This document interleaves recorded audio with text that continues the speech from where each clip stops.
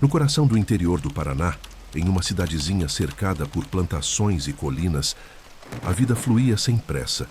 As pessoas eram simples, acostumadas à rotina tranquila. As portas permaneciam destrancadas, mesmo ao anoitecer.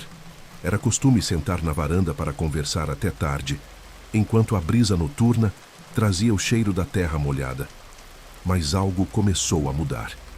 Primeiro, foram os animais que pareciam agitados, como se pressentissem algo que os humanos não podiam ver. Dona Celina, uma senhora de quase 70 anos, foi a primeira a notar os sinais.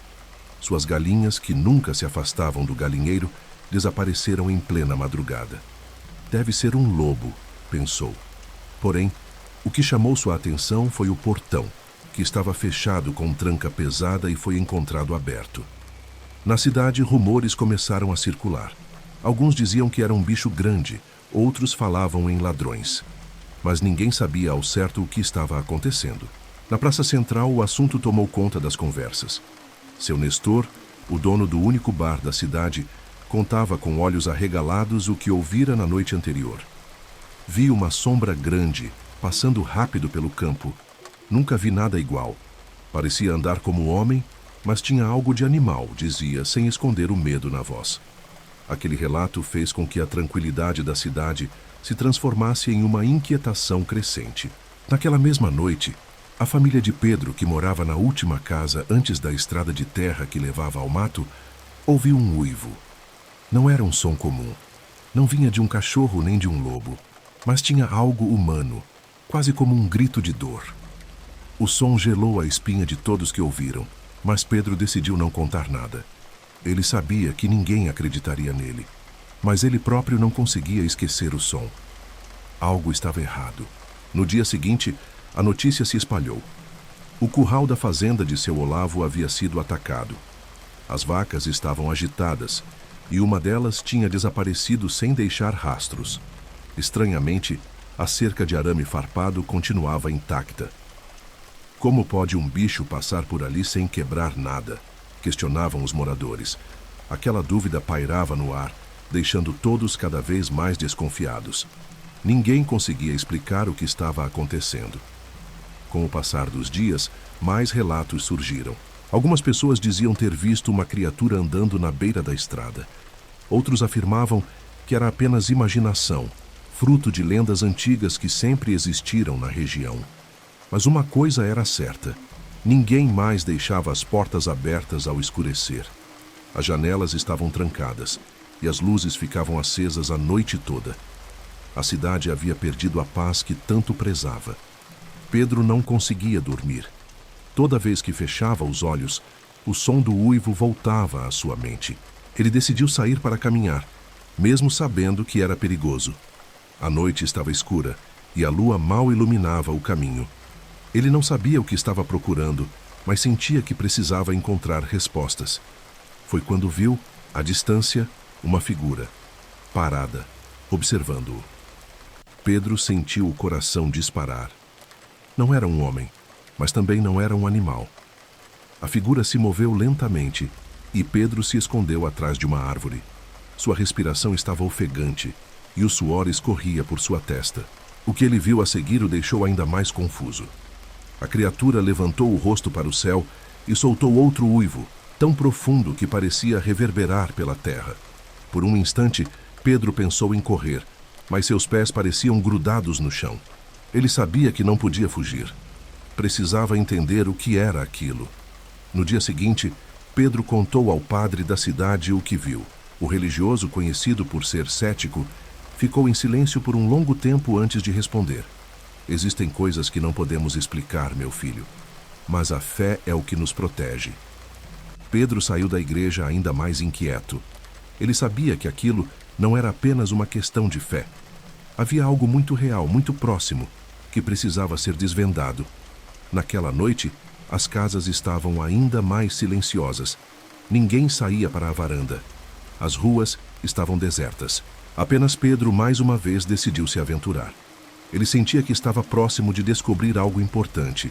Seguiu até a ponte de madeira, onde ouviu passos atrás de si. Ao se virar, viu novamente a criatura, mas dessa vez ela não se afastou. Ficou ali, encarando-o. Seus olhos brilhavam na escuridão como se estivessem cheios de dor e tristeza. Pedro tentou falar, mas sua voz falhou. A criatura deu um passo à frente, e Pedro percebeu algo que não havia notado antes. O ser tinha roupas rasgadas, como se fossem de alguém da cidade. Um lampejo de reconhecimento passou por sua mente. Não pode ser, pensou. Ele estava diante de alguém que conhecia? Aquela possibilidade o deixou ainda mais apavorado. Mas antes que pudesse fazer qualquer coisa, a criatura desapareceu entre as árvores. Nos dias seguintes, Pedro tentou se concentrar nas tarefas diárias, mas seu pensamento sempre voltava para a figura misteriosa. Ele decidiu investigar, começando pelas histórias antigas da cidade. Descobriu que, há muitos anos, um homem havia desaparecido misteriosamente durante uma noite de lua cheia.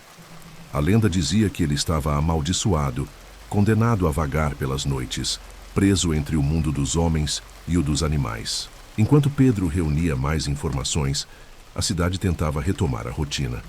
Mas o medo continuava presente. As crianças não brincavam mais nas ruas à noite e as pessoas sussurravam sobre o que poderia estar acontecendo. Será que ele voltou? Alguns perguntavam. Mas ninguém tinha coragem de procurar a verdade. Apenas Pedro continuava sua busca, cada vez mais obcecado em descobrir o que realmente estava por trás dos acontecimentos. Uma noite, Pedro decidiu retornar ao lugar onde havia visto a criatura pela última vez. Levou consigo uma lanterna e uma cruz que havia recebido do padre. Ao chegar à ponte, ouviu passos novamente. Dessa vez, não fugiu. Encarou a escuridão à sua frente, esperando que a figura surgisse. Quando os olhos brilhantes apareceram, ele perguntou em voz alta: "Quem é você?" A resposta veio em um sussurro baixo, quase como um lamento: "Você sabe." A revelação deixou Pedro sem palavras. Tudo fazia sentido agora, mas ele não queria acreditar. Aquela criatura que tanto aterrorizava a cidade era alguém que ele conhecia muito bem. Mas como?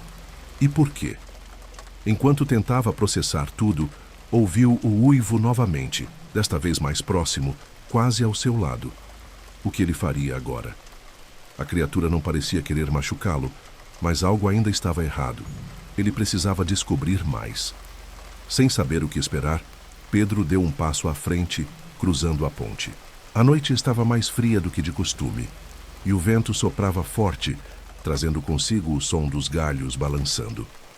Pedro sabia que não poderia voltar atrás. Estava prestes a descobrir a verdade, mas ao mesmo tempo sentia que essa verdade mudaria sua vida para sempre. Pedro parou, o coração batendo como um tambor no peito. A voz que ecoava na escuridão era familiar, mas carregava um tom de sofrimento que ele não reconhecia. "Eu voltei porque preciso entender", respondeu, tentando soar firme. A criatura permaneceu nas sombras, os olhos brilhando como brasas. "Nem tudo deve ser entendido, Pedro", disse a voz, agora mais próxima. "Algumas verdades destroem." Mas Pedro não recuou. Ele sabia que havia chegado longe demais para desistir. Com a lanterna em mãos, Pedro avançou lentamente. Seus passos ecoavam na ponte de madeira, cada rangido parecendo um aviso para voltar. Mas ele não parou. Quando a luz da lanterna finalmente iluminou a figura à sua frente, Pedro sentiu o chão sumir sob seus pés. Era Marcos, seu primo desaparecido há mais de 10 anos. Os olhos vermelhos e a expressão cansada confirmavam o que ele temia. "Como isso é possível?" Pedro sussurrou, incapaz de acreditar no que via. Marcos deu um passo à frente, revelando as roupas rasgadas e o rosto marcado pelo tempo. "Eu tentei avisar, mas ninguém me ouviu", disse ele, a voz cheia de dor. Pedro lembrou das noites em que sua avó falava sobre maldições antigas, sobre homens que se transformavam em bestas durante a lua cheia. Mas ele sempre achou que eram histórias para assustar crianças. Agora, diante de Marcos, a realidade parecia mais assustadora que qualquer lenda. "O que aconteceu com você?", perguntou Pedro. "Eu fui amaldiçoado", respondeu Marcos, sem rodeios. "Uma dívida de sangue que minha família carregava há gerações. Tentei fugir, mas não há como escapar. Pedro sentiu um frio percorrer sua espinha.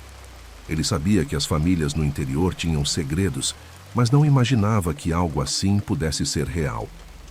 Por que voltou agora? Perguntou, tentando entender o motivo de Marcos ter aparecido depois de tanto tempo. A resposta veio com um olhar sombrio, porque chegou a sua vez. Pedro recuou, a mente lutando para processar o que acabara de ouvir. Minha vez? Isso é loucura. Marcos balançou a cabeça, parecendo ainda mais cansado. Não é loucura, é tradição. O mais velho da família sempre carrega a maldição. Pedro lembrou das histórias sobre seus antepassados que desapareceram misteriosamente. Será que todos eles carregaram o mesmo fardo? Mas eu nunca fiz nada para merecer isso, protestou. Marcos olhou para ele com tristeza. Nem eu. O silêncio entre eles foi quebrado pelo som de galhos se partindo ao longe. Pedro olhou ao redor, tentando encontrar uma explicação racional, mas a escuridão parecia engolir tudo. E se eu recusar? Perguntou, sua voz tremendo levemente. Marcos suspirou. Você não pode recusar. A maldição não pede permissão. Ela apenas se instala, como uma sombra que você nunca pode se livrar. Pedro sentiu o peso das palavras de Marcos. Estava preso em algo muito maior do que ele. Marcos se aproximou, e Pedro notou as cicatrizes em seus braços. Cada transformação deixa marcas, explicou Marcos. O corpo se adapta, mas a alma nunca mais é a mesma. Pedro sentiu um misto de medo e compaixão. E não há como quebrar isso? Perguntou. Marcos balançou a cabeça. A única maneira é passar a maldição para outro. Mas isso exige um sacrifício que ninguém está disposto a fazer. Pedro sabia que Marcos estava falando de algo sério, algo que colocava vidas em risco. Enquanto caminhavam pela estrada, Marcos contou mais sobre a maldição. Ela começou há séculos, quando um de nossos ancestrais fez um pacto para proteger a família. Mas pactos têm preço. Pedro ouvia em silêncio, sentindo o peso da história sobre seus ombros. Quando chegaram à casa de Pedro, Marcos parou. Você tem uma escolha a fazer, disse ele, os olhos fixos nos de Pedro. Pode aceitar o destino ou lutar contra ele. Pedro sabia que não era uma escolha fácil. Naquela noite, Pedro ficou acordado, pensando nas palavras de Marcos. O que faria? Se aceitasse, viveria condenado, como Marcos. Mas se lutasse, poderia colocar toda a cidade em perigo. O som do vento balançando as árvores parecia sussurrar segredos antigos. Quando o primeiro raio de sol apareceu no horizonte, Pedro tomou sua decisão. Levantou-se e saiu de casa, determinado a enfrentar o destino de cabeça erguida, mas sem permitir que a maldição o consumisse por completo. Ao encontrar Marcos novamente, Pedro foi direto. Eu não vou fugir, mas também não vou me entregar. Marcos o observou por um momento, antes de sorrir levemente. Então você é mais forte do que eu fui. Juntos, eles decidiram que era hora de quebrar o ciclo. Havia lendas sobre rituais antigos que poderiam libertar a família, mas eles precisariam de coragem e sacrifício. A jornada será difícil, alertou Marcos. Pedro assentiu. Estou pronto. Os dois seguiram para uma floresta antiga, onde diziam que os pactos eram selados. A atmosfera estava carregada, como se o próprio ar estivesse ciente da importância daquele momento. Marcos guiou Pedro até uma clareira, onde uma pedra esculpida em formato de lobo se erguia. É aqui que tudo começou, disse Marcos, a voz reverente. Pedro se aproximou, tocando a pedra fria. E é aqui que tudo vai terminar. Marcos explicou que o ritual exigia que Pedro confrontasse seus medos mais profundos. Você verá visões, lembranças que tentou esquecer, mas precisa resistir. Se falhar, a maldição continuará. Pedro fechou os olhos, sentindo o peso da responsabilidade. Quando abriu novamente, a clareira estava diferente. Estava sozinho, cercado por sombras que sussurravam seu nome. Pedro sabia que aquilo era um teste. Precisava enfrentar seus próprios demônios para vencer. As sombras tomaram forma, mostrando cenas do passado de Pedro, erros, arrependimentos, pessoas que ele havia magoado. Mas em vez de recuar, Ele enfrentou cada imagem com coragem. Eu não sou perfeito, disse em voz alta, mas não sou escravo do meu passado. As sombras hesitaram, antes de desaparecerem por completo. Pedro sentiu a clareira clarear, como se o sol finalmente estivesse rompendo a escuridão. Ele sabia que estava vencendo. Quando Marcos voltou à clareira, encontrou Pedro ajoelhado diante da pedra. Conseguiu? Perguntou com esperança na voz. Pedro ergueu o rosto, os olhos brilhando com determinação. Sim, acabou. Marcos sorriu aliviado. Você fez o que eu não consegui. Pedro se levantou, tocando o ombro de Marcos. Agora estamos livres, mas precisamos garantir que ninguém mais carregue esse fardo. Marcos assentiu. A maldição havia sido quebrada, mas a responsabilidade de proteger a cidade ainda era deles. De volta à cidade, Pedro e Marcos nunca falaram sobre o que aconteceu na floresta. Para os moradores, tudo parecia ter voltado ao normal. Mas Pedro sabia que a paz só existiria enquanto todos permanecessem vigilantes. À noite, quando o vento soprava entre as árvores, ele ainda ouvia ecos de uivos distantes. Mas não eram ameaças. Eram lembranças de que o passado pode ser superado desde que tenhamos coragem de enfrentar nossos medos.